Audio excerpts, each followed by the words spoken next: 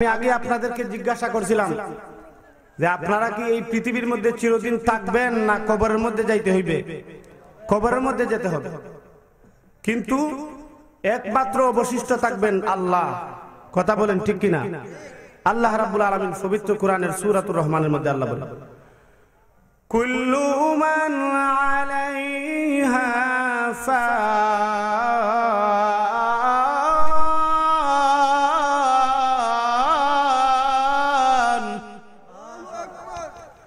ওয়া ইয়াবকা ওয়াজহু রাব্বিকা যুল জালালি ওয়াল ইকরাম।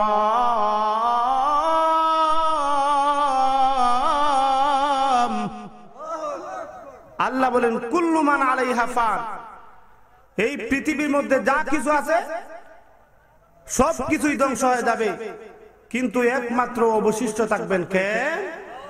আর একটু জোরে বলেন, কে অবশিষ্ট থাকবেন? আল্লাহ থাকবেন। আল্লাহ হলেন হাইয়ুল কাইয়ুম, আল্লাহ হলেন চিরঞ্জীব, আল্লাহর মরণ নাই। আল্লাহ কোরআনের মধ্যে বলে, আল্লাহু লা ইলাহা ইল্লাহু আল হাইয়ুল কাইয়ুম।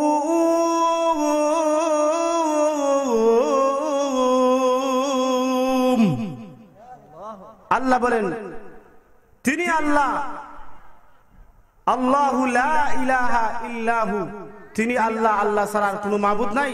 আল্লাহ হলেন চিরঞ্জীব। কথা বলেন ঠিক কিনা? আরো জোরে বলেন ঠিক নেই?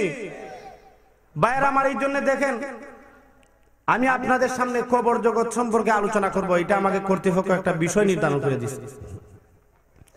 বাইরে আমার, আমরা যেহেতু মানুষ, আমাদের যেহেতু জীবন আছে, এই জন্য মরণ আছে। আগে আমি বলছি দুনিয়াটা হলো ক্ষণস্থায়ী, দুনিয়ার শুরু আছে আবার শেষও আছে, কিন্তু কবর জগতের শুরু আছে কিন্তু শেষ নাই। এতে আপনি জান্নাতি হন অথবা জাহান্নামী হন। এখন জান্নাতের মধ্যে যদি যেতে হয় তাহলে নেক আমল করতে হবে, আর যদি নেক আমল না করেন তাহলে জাহান্নামের রাস্তা ছাড়া আর কোনো কিছু নাই।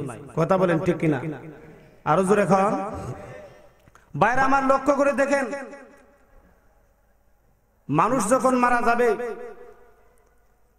এইটা মানুষের এখন যে ভয় আছে, এই ভয় কিন্তু মানুষের মধ্যে নাই, নাই বললেই চলে। কথা বলেন ঠিক কিনা? কেননা বিশ্বনবী রাহমাতুল্লিল আলামিনের সাহাবীরা যখন খবরের পাশ দিয়ে যখন যাইতেন, তখন তাদের চোখ দিয়ে অশ্রু ঝরত, কান্না আসতো। আমার ভাইরা বন্ধুরা লক্ষ্য করে দেখুন, আল্লাহ নবী, বিশ্ব নবী রাহমাতুল্লিল আলামিনের সাহাবী হযরত উসমান রাদিয়াল্লাহু তাআলা আনহু, উনি যখন কবরের পাশ দিয়ে যেতেন, কবরের পাশ দিয়ে যাওয়ার সময় উসমান রাদিয়াল্লাহু তাআলা আনহু এমন ভাবে কান্না শুরু করে দিতেন, উসমান রাদিয়াল্লাহু তাআলা আনহু উনার চোখের পানিতে দেখা যায় দাড়ি ভিজিয়া যাইতো। সুবহানাল্লাহ। ভাইরা আমার, বিশ্ব নবী রাহমাতুল্লিল আলামিনের সাহাবীরা, আল্লাহ নবী বিশ্ব নবী রাহমাতুল্লিল আলামিনের সাহাবী খলিফাতুল মুসলিমিন উসমান রাদিয়াল্লাহু তাআলা আনহুকে ডাক দিয়া বলতো, উসমান রে, তোমার সামনে যখন জান্নাত এবং জাহান্নামের আলোচনা করা হয়, রে উসমান তুমি শুনে রাখো, কিন্তু তুমি এইভাবে কাঁদো না উসমান রে, কিন্তু তুমি যখন কবরের পার দিয়ে যখন যাও রে উসমান, কেন তুমি এমন ভাবে কাঁদো, তুমি আমাদেরকে বলো। আল্লাহ নবী বিশ্ব নবী রাহমাতুল্লিল আলামিনের সাহাবী উসমান রাদিয়াল্লাহু তাআলা আনহু ডাক দিয়ে বলেন, সাহাবীরা রে, আল্লাহ নবী বিশ্ব নবী রাহমাতুল্লিল আলামিন বলেছেন জাহান্নামের প্রথম ঘাঁটি হলো কবর। জাহান্নামের প্রথম ঘাঁটি হলো কবর, প্রথম মঞ্জিল হলো কবর। এই জন্য আমি উসমান যখন কবরের পাশ দিয়ে যাই, তখন আমি উসমান আর চোখের পানি আটকায় রাখতে পারি না। আমার বাইরে বললাম, কিন্তু বর্তমানে আমাদের দেশের মানুষদেরকে দেখবেন, তারা যদি কবরের পাশ দিয়ে যদি যায় তাহলে দেখবেন আরো ঠাট্টা বিদ্রুপ করে, হয়তো আপনাদের এলাকার মধ্যে এরকম নাই, কিন্তু অনেক এলাকার মধ্যে আমি দেখেছি অনেক যুবক কবরের পাশ দিয়ে যায়। রে যুবক ভাই, তোমার কি মরতে হবে না? তোমারও কিন্তু একদিন মরণ লাগবে। এই কবরের মধ্যে তোমাকেও একদিন শুইতে হবে রে যুবক ভাই। হ্যাঁ যুবক ভাই, তুলে শুনে রাখো, মরণের কথা তোমাকে চিন্তা করতে হবে, কবরের কথা তোমাকে চিন্তা করতে হবে। যুবক রে, তুমি চিন্তা করে দেখো, তুমি যদি আজকে রাত যদি তুমি মারা যাও, তাহলে তুমি চিন্তা করে দেখো, আগামী কাল কিন্তু তোমাকে এই মাঠের মধ্যে হয়তো জানাজার ব্যবস্থা করা হতে পারে। কথা বলেন ঠিক কিনা? আমার ভাইরা বললাম, লক্ষ্য করে দেখুন, এইভাবে আমাদের আজকে দেখা যায় মরণের কোনো চিন্তা নাই, মরণের কোনো চিন্তা নাই। এই জন্য আল্লাহ নবী, বিশ্ব নবী রাহমাতুল লিল আলামিন সাহাবীদেরকে সব সময় মরণের কথা বলতেন, মরণকে বেশি বেশি স্মরণ করার জন্য বলতেন। আল্লাহ নবী, বিশ্ব নবী রাহমাতুল লিল আলামিন আম্মা জান আয়েশা সিদ্দিকা রাদিয়াল্লাহু তাআলা আনহা, উনার কামরার মধ্যে বিশ্ব নবী রাহমাতুল লিল আলামিন একবার প্রবেশ করলেন। আল্লাহ নবী, বিশ্ব নবী রাহমাতুল লিল আলামিন ডাক দেয়া বলেন, আয়েশা গো, বলো তো দেখি মানুষের মরণের সব চাইতে ভয়াবহ অবস্থা কোনটি? আমার ভাইরা বন্ধুরা, আম্মা জান আয়েশা সিদ্দিকা রাদিয়াল্লাহু তাআলা আনহা ডাক দেয়া বলেন, আল্লাহ নবী গো, মানুষের মরণের সব চাইতে ভয়াবহ অবস্থা কোনটি? সেটি আমার চাইতে আল্লাহ এবং আপনি ভালো জানেন। আল্লাহ নবী, বিশ্ব নবী রাহমাতুল লিল আলামিন ডাক দেয়া বলেন, আয়েশা তুমি ঠিক বলেছো, তবে তুমি অনুমানের সহিত আমাকে কিছু শোনাও। আয়েশা রাদিয়াল্লাহু তাআলা আনহা ডাক দেয়া বলেন, ইয়া রাসূলুল্লাহ, ইয়া হাবিবাল্লাহ, ওগো আল্লাহর নবী, মানুষের মরণের সব চাইতে ভয়াবহ অবস্থা হলো এইটি। আল্লাহ নবী গো, মানুষ যখন মারা যায়, ইয়া রাসূলুল্লাহ, হাবিবাল্লাহ, মানুষ যখন মারা যায় গো নবীজি, মানুষ মারা যাওয়ার পরে যখন তাকে কবরের দিকে নেওয়া হয়, লাশ অবস্থায় যখন তাকে কবরের দিকে যখন তাকে নেওয়া হয়, ওই সময় তার সন্তান যখন আব্বু আব্বু বলে কাঁদে, তার সন্তান যখন আম্মু আম্মু বলে কাঁদে, ওই সময় তার হলো সবচাইতে ভয়াবহ অবস্থা। মা যখন মারা যায়, সন্তান যখন আম্মা আম্মা করে কাঁদে, বাবা যখন মারা যায়, তখন সন্তান আবার আব্বু আব্বু বলে কাঁদে। আবার যদি আদরের সন্তান মারা যায়, তখন আদরের সন্তানের মায়ায় তখন বাবা আবার ও আদরের সন্তান, ও আদরের সন্তান, এই কথা বলে যখন কাঁদে। আম্মা জান আয়েশা সিদ্দিকা রাদিয়াল্লাহু তাআলা আনহা ডাক দিয়া বলেন, নবী গো, এই অবস্থাটাই হলো সবচাইতে ভয়াবহ অবস্থা। আল্লাহ নবী ডাক দিয়া বলেন, আয়েশা তুমি সত্য বলেছো। হো আয়েশা, এবার তুমি বলো এর চাইতে আরো ভয়াবহ অবস্থা আছে কিনা? আম্মা জান আয়েশা সিদ্দিকা রাদিয়াল্লাহু তাআলা আনহা ডাক দেয়া বলেন, ইয়া রাসূলুল্লাহ, ইয়া হাবিবাল্লাহ, নবীজি গো, মানুষ যখন মারা যায়, মানুষ মারা যাওয়ার পরে তাকে যখন কবরের মধ্যে রাখা হয়, কবরের মধ্যে রাখার পরে যখন মহান আল্লাহ রাব্বুল আলামিনের রাস্তায় যখন আল্লাহর কাছে যখন কবরের মধ্যে সমর্পণ করে, ইয়া রাসূলুল্লাহ, ইয়া হাবিবাল্লাহ, মুনকার নাকির যখন এসে তাকে প্রশ্ন করবে, নবী গো, এই অবস্থাটা হলো সবচাইতে ভয়াবহ অবস্থা। কথা বলেন ঠিক নেই? আমার ভাইরা বললাম, এমনি আম্মা জান আয়েশা সিদ্দিকা রাদিয়াল্লাহু তাআলা আনহার কথার জবাবে বিশ্ব নবী ডাক দেয়া বলেন, সাদাকতে আয়েশা, এই কথাটা তুমি সত্য বলেছো। তবে আয়েশা তুমি জানো নি, এর চাইতে আরো ভয়াবহ কঠিন পরিস্থিতি আছে। হে আয়েশা, এর চাইতে কঠিন ভয়াবহ অবস্থা হলো, হে আয়েশা তুমি শুনে রাখো, একজন মানুষ যখন মারা যায়, মানুষ মারা যাওয়ার পরে মানুষ যখন ওই মৃত্যু ব্যক্তিকে গোসল দেওয়ার জন্য খাটের মধ্যে যখন রাখা হয়, খাটের মধ্যে রাখার পরে ওই ব্যক্তির গায়ের মধ্যে যদি পাঞ্জাবি থাকে, পাঞ্জাবিটা যখন খুলে, গায়ের মধ্যে যখন শার্ট থাকে, শার্ট যখন আস্তে আস্তে করে খুলে, বুতামগুলো যখন খুলে, আবার যখন মাথার মধ্যে ফাগড়ি থাকে, ওই ফাগড়িটা যখন টেনে খুলে, ও আয়েশা তুমি শুনে রাখো, ওই সময় মৃত ব্যক্তি তখন ডাক দেয়া বলে, ও গোসলকারিনী ভাইরা, আমার ফাগড়িটা তোমরা আস্তে আস্তে করে খুলো। ও গোসল দানকারী ভাইরা, আমার শার্টটা তোমরা আস্তে আস্তে গুলো, আমার জামা কাপড়টা আস্তে আস্তে করে গুলো। গোসল দানকারী ভাইরা তোমরা শুনে রাখো, আজাইল যখন আমাকে কষ্ট দিয়ে আমাকে আমার রুহটা যখন বের করেছিল, হে গোসল দানকারী ভাইরা, আজাইল যখন আমার রুহটা বের করেছিল, এত কষ্ট আমি পেয়েছি দুনিয়ার মধ্যে থাকাকালীন, আর এত কষ্ট আমি পাইনি। এই জন্য ভাইয়েরা তোমরা আস্তে আস্তে করে আমার জামাটা খুলো। এই আজাইল যখন আমাকে এত কষ্ট দিল, এই কষ্ট থেকে এখন মাত্র আমি মুক্তি পেয়েছি। আর তোমরা যখন আমার জামার মধ্যে এত আস্তে এবং এত জোরে যখন তোমরা টান দাও, তখন আমি আবারও কষ্টের মধ্যে আমি নিপাতিত হইয়া যাই। আল্লাহু আকবার, এত কষ্ট, এত কষ্ট হবে।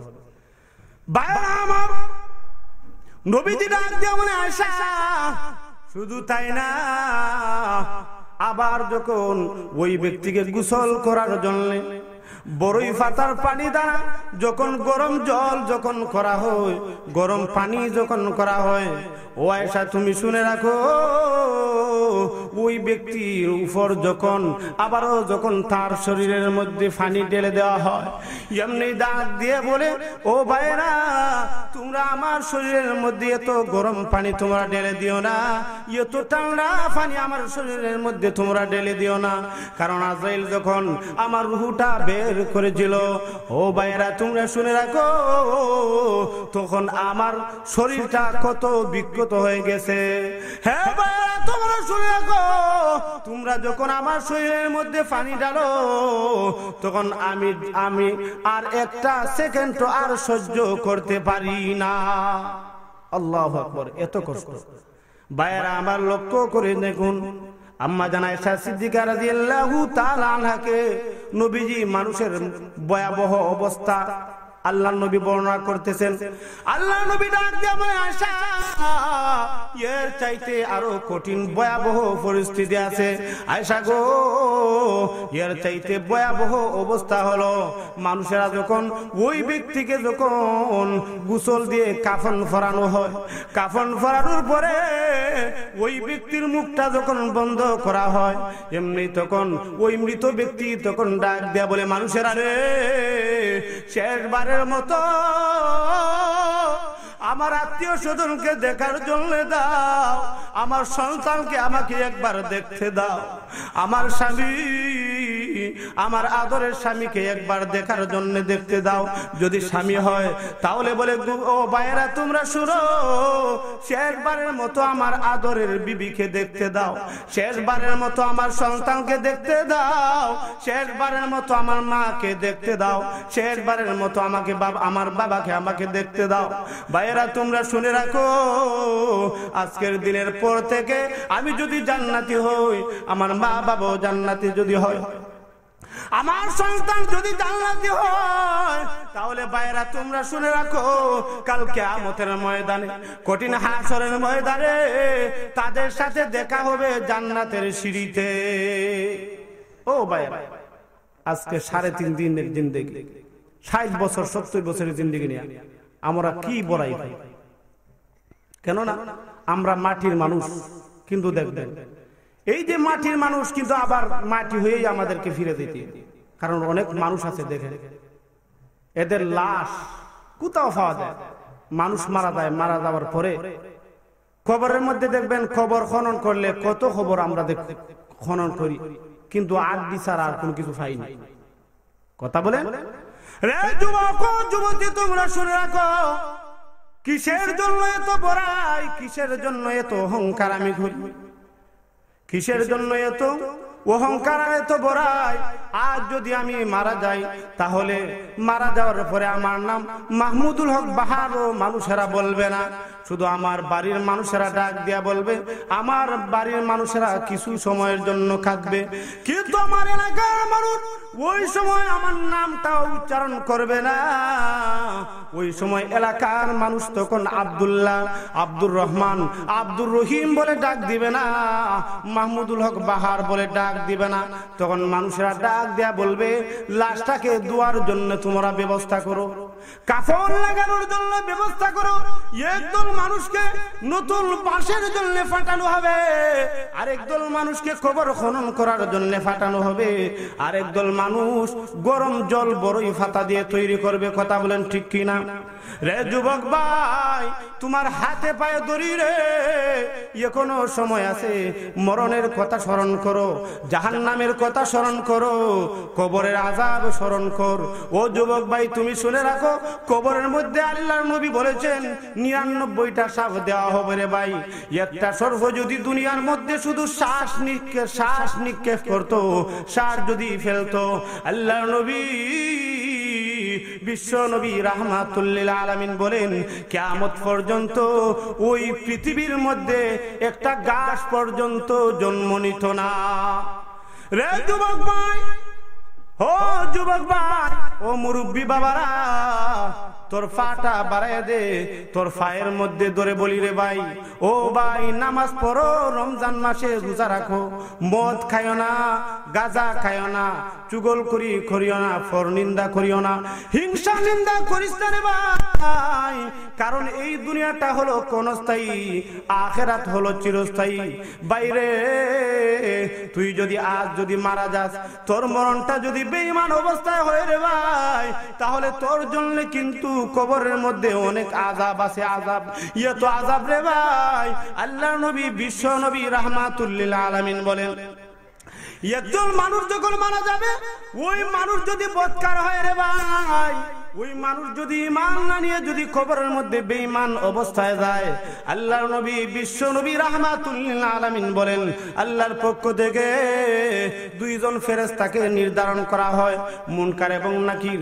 ওই সমস্ত দুইজন ফেরেশতা এসে তখন ডাক দিয়া বলবে, মার রাব্বুকা ওয়া মা দীনুকা ওয়া মান নাবিয়ুকা, তোমার আল্লাহকে, তোমার দিন কি ছিল, তোমার দিন কি ছিল।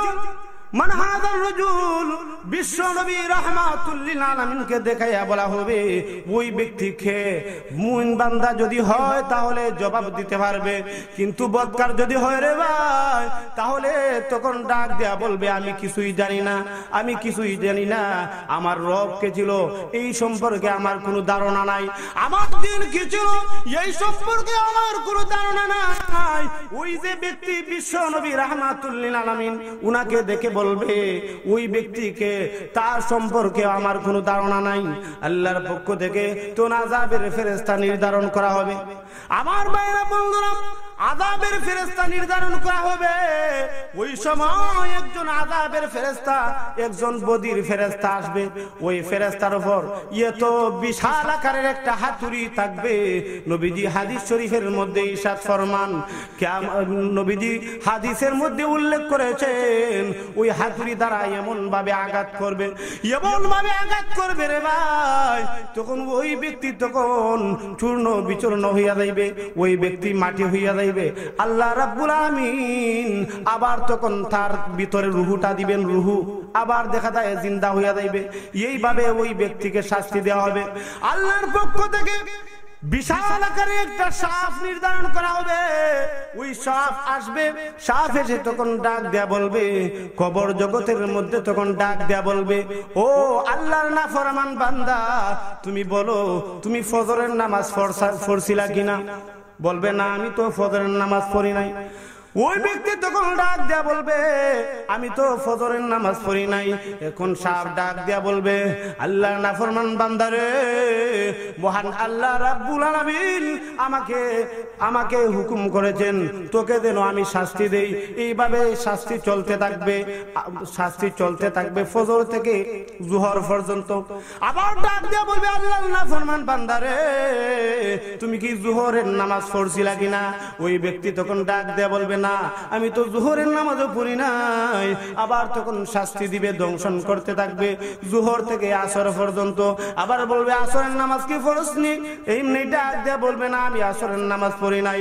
আবার তখন ডাক দেয়া বলবে মাগরিবের নামাজ তুই পড়ছিলে কিনা, ডাক দেয়া বলবে না আমি তো মাগরিবের নামাজও পড়ি নাই। আবার তখন ডাক দেয়া বলবে এশার নামাজ পড়ছিলে কিনা, বলবে না আমি এশার নামাজও পড়ি নাই। আবার এশা থেকে তখন ফজর পর্যন্ত ধ্বংস করতে থাকবে, সব সময় ধ্বংস, এইভাবে শাস্তি দিতে থাকবে। ও ভাইরা আমার লক্ষ্য করে দেখুন, নামাজ পড়তে হবে রে ভাই। নামাজ যদি না থাকে, আমল যদি ভালো না হয়, তাহলে কবর জগতের মধ্যে আল্লাহ রাব্বুল আলামিন আপনার জন্য অনেক বিভিন্ন প্রকারের শাস্তি কিন্তু আল্লাহ রাব্বুল আলামিন নির্ধারণ করেছেন। আমার ভাইরা বন্ধুরা, শুধু তাই নয়, কবর জগতে যাওয়ার আগে একজন নেককার বান্দা যদি হয় তাহলে তার সাথে ভালো ব্যবহার করা হবে, আর বদকার বান্দা যদি হয় তাহলে ওই ব্যক্তির সাথে খারাপ ব্যবহার করা হবে। ভাইরা আমার, আল্লাহ নবী বিশ্ব নবী রাহমাতুল লিল আলামিন বলেছেন, আল্লাহর পক্ষ থেকে একজন বদকার বান্দার কাছে যখন ফেরেশতারা যাবে একটা চট নিয়ে, ওই চট নিয়ে তখন রূহটা আনার জন্য যাবে। আমার ভাইরা বন্ধুরা, এত কষ্ট দিয়ে আল্লাহর বান্দার রূহটা যখন বের করা হবে, রূহ বের করার পরে এমনি ওই ব্যক্তির রূহ থেকে এত দুর্গন্ধ বের হবে, তখন আসমানের ফেরেশতারা তখন ডাক দিয়া বলবে, ও আজরাইল, এটা কার রূহ, এইটা কার রূহ, এই রূহ থেকে দুর্গন্ধ আসতেছে। এমনি আজরাইল ডাক দিয়া বলবে, আসমানের ফেরেশতারা রে, ওই রূহটা হলো অমুক এলাকার অমুকের পুত্র, নাম ধরে বলবে অমুকের পুত্র অমুক। আজরাইল যখন এই কথা বলবে, তখন ওই সমস্ত ফেরেশতারা ডাক দিয়া বলবে, ওই খবিস রূহুর জন্য তার রূহুর মধ্যে এত দুর্গন্ধ, আমরা আসমানবাসী টিকতে পারতেছি না।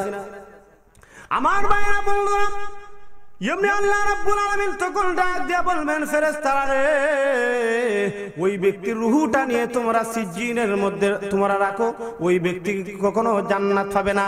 আল্লাহ কুরআনের মধ্যে বলেন, ইন্নাল্লাযীনা কাযাবু বিআয়াতিনা ওয়াস্তাকবারু আনহা লা তুফাত্তাহু লাহুম আবওয়াবুস সামাই ওয়া লা ইয়াদখুলুনাল জান্নাতা হাত্তা ইয়ালিজাল জামালু ফি সাম্মিল খিয়াত। আল্লাহ রাব্বুল আলামিন বলেন, নিশ্চয় আমি আল্লাহ রাব্বুল আলামিনের আয়াতকে যারা অস্বীকার করেছিল, যারা অহংকার করেছিল, যারা কোনোদিন নামাজ পড়ে নাই, রোজা রাখে নাই, সবার জন্য কিন্তু এই আয়াতের মধ্যে আল্লাহ একটা কথা বলেছেন রে ভাই। সেই আয়াতের মধ্যে আল্লাহ রাব্বুল আলামিন বলেন, লা তুফাত্তাহু লাহুম আবওয়াবুস সামা ওয়া লা ইয়াদখুলুনাল জান্নাহ। ওই ব্যক্তির জন্য তখন আসমানের দরজা তখন তার জন্য খোলা হবে না। শুধু তাই না, ওয়ালা ইয়াদখুলুনাল জান্নাতা হাত্তা ইয়ালিজাল জামালু ফি সাম্মিল খিয়াত। ওই ব্যক্তি ততক্ষণ পর্যন্ত জান্নাতের মধ্যে যাবে না যতক্ষণ পর্যন্ত একটা সুইয়ের ছিদ্র দিয়ে উট প্রবেশ না করবে। এটা উদাহরণ আল্লাহ দিবেন। বলেন তো দেখি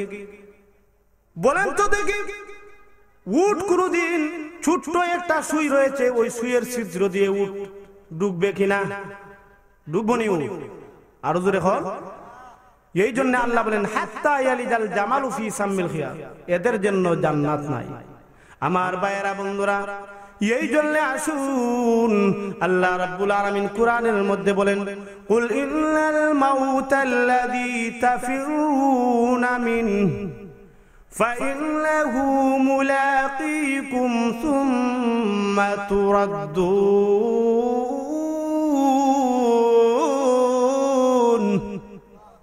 আল্লাহ রাব্বুল আলামিন বলেন, ও নবীজি, আপনি তাদেরকে বলে দিন, আপনি মানুষদেরকে বলে দিন, ইন্নাল মাউতাল্লাযী তাফিরুনা মিন, মানুষেরা রে, তোমরা যেই মরণ থেকে তোমরা পলায়ন করার চেষ্টা করতেছো, যেই মরণ থেকে তোমরা বারবার ফালাচ্ছ, ফাইন্নাহু মুলাকীকুম, ওই মরণটা তোমাদের সাথে সাক্ষাৎ করবে, ওই মরণ তোমাদের মুখোমুখি হবে। কথা বলেন ঠিক কিনা? হ্যাঁ ভাই, তোমরা শুনে রাখো, মরণের জন্য, মরণ থেকে বাঁচার জন্য মানুষ যতই চেষ্টা করুক না কেন, মরণের হাত থেকে পালানোর জন্য তুমি যদি অট্টালিকার মধ্যে থাকো, তুমি যদি এমন একটা বাড়ি, যেই বাড়ির মধ্যে গ্লাস ফিডিং রয়েছে, গ্লাস ফিডিং রে ভাই, ওই বাড়ির মধ্যে মানুষ ঢুকবে দূরে থাক, একটা ফিফলিকা পর্যন্ত ঢুকতে পারে না, এরকম বাড়ি আছে কি নাই? হ্যাঁ ভাই শুনে রাখুন, আল্লাহ রাব্বুল আলামিন পবিত্র কোরআনের সূরাতুল জুমার মধ্যে এই কথাটাই বলতে চাচ্ছেন, ফাইন্নাহু মুলাকিকুম কুল ইন্নাল মাউতাল্লাযী তাফিরুনা মিনহু, তোমরা মরণ থেকে যতই ফালাও না কেন, ফাইন্নাহু মুলাকিকুম, মরণ তোমাদের সাথে সাক্ষাৎ করবেই, মরণ তোমাদের মুখোমুখি হবে। আমার ভাইরা বললাম, আল্লাহ রাব্বুল আলামিন বলেন, ফাইন্নাহু মুলাকিকুম সুম্মা তুরাদ্দুনা ইলা আলিমিল গায়বি ওয়াশ শাহাদা। আল্লাহ রাব্বুল আলামিন কোরআনের মধ্যে বলে দিয়েছেন, তোমাদেরকে মরণের দিকে তোমাদেরকে ফিরানো হবে, আল্লাহ রাব্বুল আলামিনের দিকে তোমাদেরকে নিয়ে যাওয়া হবে। আল্লাহ রাব্বুল আলামিন, যেই আল্লাহ রাব্বুল আলামিন দৃশ্য এবং অদৃশ্যের মালিক, আল্লাহ রাব্বুল আলামিনের দিকে তোমাদেরকে ফিরে দেওয়া হবে। তোমরা যা কিছু করবে আল্লাহ রাব্বুল আলামিন তোমাদের এই কর্মকে আল্লাহ জানায় দিবেন। কথা বলেন ঠিক কিনা?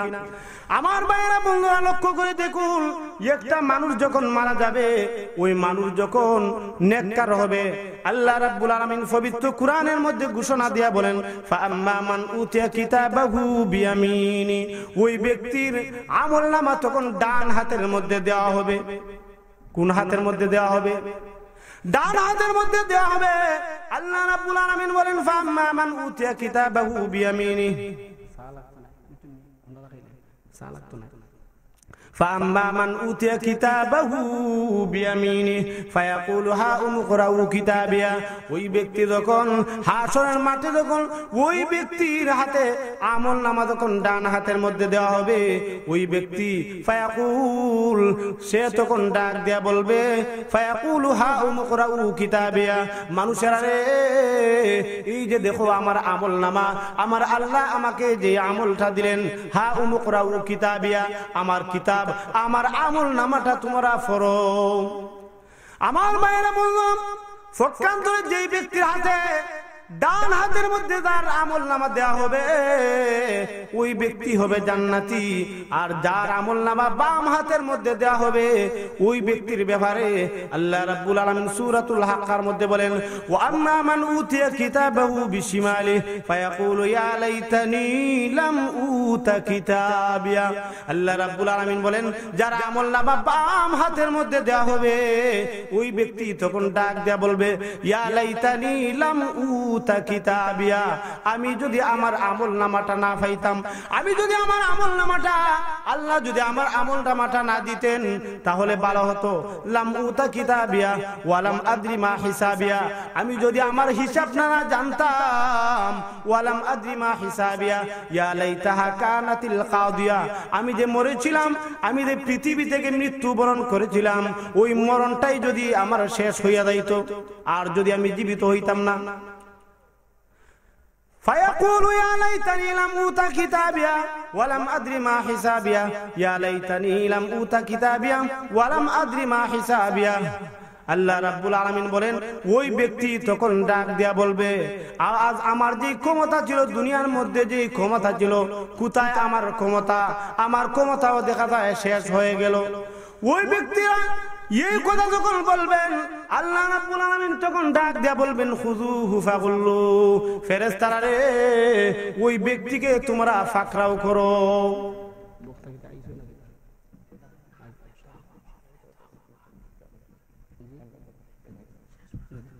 ভাইরা আমার লক্ষ্য করে দেখুন, ওই ব্যক্তি তখন ডাক দেয়া বলবে, আমার যে ক্ষমতা ছিল, ওই ক্ষমতাও দেখা যায় আমার কোনো কাজে আসলো না। আমার মাল যা ছিল, আমার যে মাল ছিল, ওই মালও দেখা যায় কোনো কাজে আসলো না। আমার যে ক্ষমতা ছিল, ওই ক্ষমতাও কোনো কাজে আসলো না। ক্ষমতা আর মাল কোনো কাজে আসছেনি? কথা বলেন ভাইরা আমার। এই জন্য আসুন, আজকে যারা নিজের সম্পদ দিয়ে যারা বড়াই করে, নিজের আওলাদ নিয়ে যারা বড়াই করে, নিজের ক্ষমতা নিয়ে যারা বড়াই করে, নিজের দাপট নিয়ে যারা বড়াই করে, ও ভাইয়েরা তোমার মাল সম্পদ ওই দিন কোনো কাজে আসবে না, তোমার ক্ষমতা কোনো কাজে আসবে না। আল্লাহ রাব্বুল আলামিন তখন ডাক দিয়ে বলবেন, ফেরেশতারা রে খুযুহু ফাগুল্লু সুম্মাল জাহিমা সাল্লু, ওই ব্যক্তিকে ফাকরাও করে ধরো, ওই ব্যক্তিকে জাহান্নামের মধ্যে দিয়ে দাও। আমার ভাইয়েরা বলল, পক্ষান্তরে যদি মুমিন হয়, আপনার মরণটা যদি ইমানের অবস্থায় হয়, তাহলে আমার ভাইয়েরা ওই ব্যক্তির আমলনামা তখন ডান হাতের মধ্যে দেওয়া হবে। ভাইয়েরা আমার, ওই ব্যক্তি তখন হবে জান্নাতি। আমার ভাইয়েরা বন্ধুরা লক্ষ্য করে দেখুন, আমি আগেই বলেছিলাম কবরের যে অবস্থা হবে, এই অবস্থাটা বদকারের জন্য অত্যন্ত ভয়াবহ অবস্থা হবে।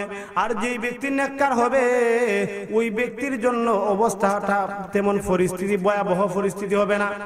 ওই ব্যক্তির সাথে আল্লাহ রাব্বুল আলামিন তখন তার সাথে খারাপ ব্যবহার করবেন না, আল্লাহর ফেরেশতারা খারাপ ব্যবহার করবে না, ভালো ব্যবহার করবে। ওই ব্যক্তিকে যখন ডাক দেয়া বলা হবে তোমার রবকে, ওই ব্যক্তি জবাব দিয়ে বলবে আমার রব ছিলেন আল্লাহ, আমার দিন ছিল ইসলাম। আর যেই ব্যক্তিকে তোমরা দেখাচ্ছ ইনি ছিলেন আমার নবী। তাহলে এগুলা করতে হলে ভালো আমল করতে হবে। কবরের আযাব থেকে যদি আমাদের রক্ষা পেতে হয়, তাহলে একমাত্র বাঁচার ব্যবস্থা হলো আমাদেরকে ভালো আমল করে যেতে হবে, নামাজ পড়তে হবে, রমজান মাসে রোজা রাখতে হবে, হজ করতে হবে, যাকাত দিতে হবে। আমার ভাইয়েরা যদি মাল থাকে, ভাইয়েরা আমার, এই জন্য আসুন আমরা যা কিছু আলোচনা করলাম, আমরা সবাই যা কিছু আলোচনা করলাম, আল্লাহ আমাদের সবাইকে মানার এবং আমল করার তৌফিক দান করুন। সবাই বলুন আমিন।